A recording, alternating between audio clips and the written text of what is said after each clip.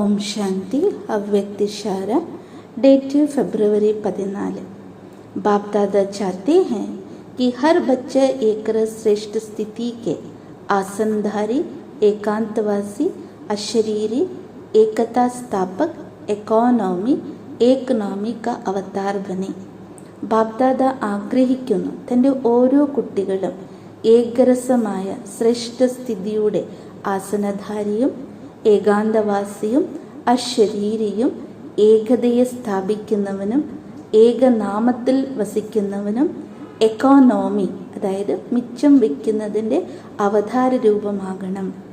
एक दो के विचारों को समझ समाधान दे, एक दो को इशारा दे, लेन देन कर आपस में संगठन की शक्ति का स्वरूप प्रत्यक्ष करे.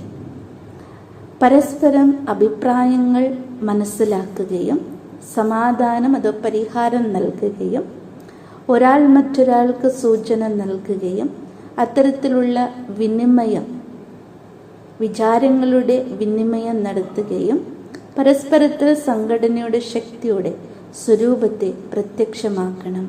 കാരണം ആപ്കെ സംഘടൻ കി ഏകതാ കി ശക്തി, തങ്ങളുടെ സംഘടനയുടെ ഏകതയുടെ ശക്തി सारे ब्राह्मण परिवार को संगठन में लाने के निमित्त बनेगी.